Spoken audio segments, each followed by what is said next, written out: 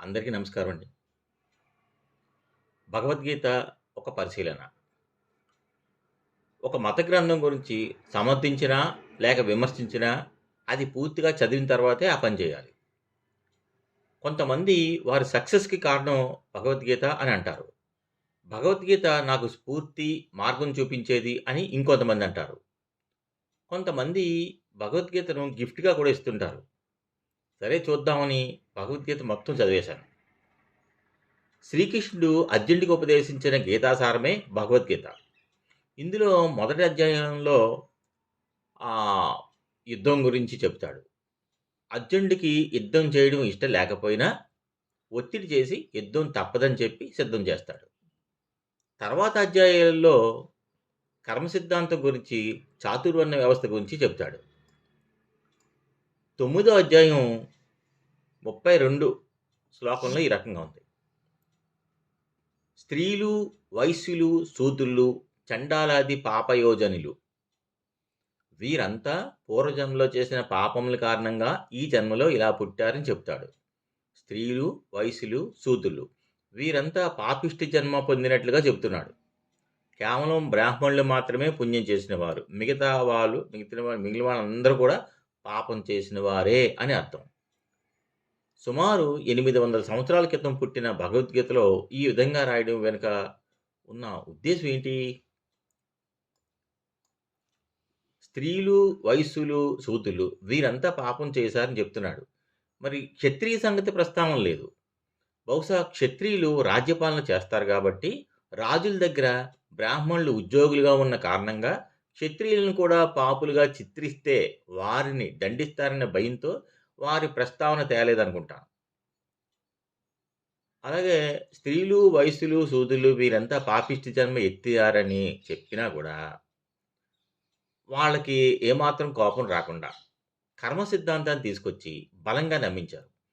ఈ జన్మలో తమను తక్కువ చూపు చూసిన ఆ దేవుడినే నమ్ముకుంటే వారికి వచ్చే జన్మలో మోక్షం లభిస్తుంది అని నమ్మించారు. భగవద్గీతను విశ్వసించేవారు భగవద్గీతను విశ్వసించేవారు బ్రాహ్మణులు కాని వారు కూడా చాలామంది ఉన్నారు.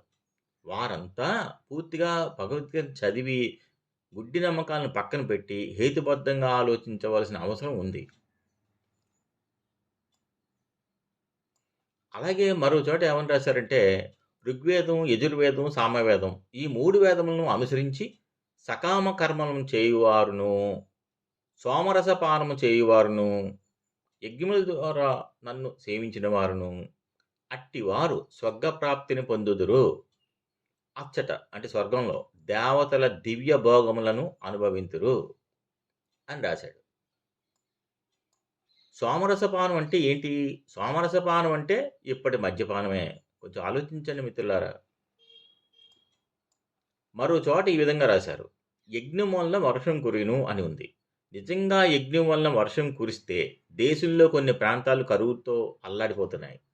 ఆయా కరువు జిల్లాల్లో యజ్ఞాలు చేసి వర్షం కురిపించి ప్రజలకు రుజువు చూపించవచ్చు కదా! కానీ అలా చేయరు. ఎవరు ప్రశ్నించరు. మరో అధ్యాయంలో ఇలా ఉంది. నేను అంటే కృష్ణుడనమాట. తను అంటున్నాడు. నేను కర్మలను ఆచరించుట మానినచో ఈ లోకములన్నీయు నశించును. అంతేగాదు లోకములందు అల్లకల్లోలము చెలరేగును. ప్రజానష్టము వాటిల్లును. అప్పుడు అందుకు నేనే కారకుడయ్యేదను అని అంటున్నాడు.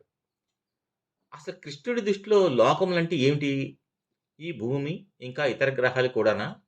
పోనీ ఈ భూమి మీద నివసించే 750,00,00,000 మంది జీవిస్తుంటే, అందులో 90,00,00,000 మంది హిందువులున్నారు.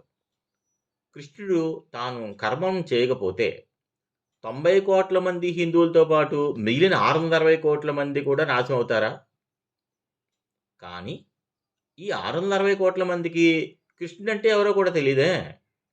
ఇక్కడ కృష్ణుడి కాన్సెప్ట్ హేతుబద్ధంగా ఉందా? కొంచెం ఆలోచించండి. మరో చోట ఇలా రాశాడు.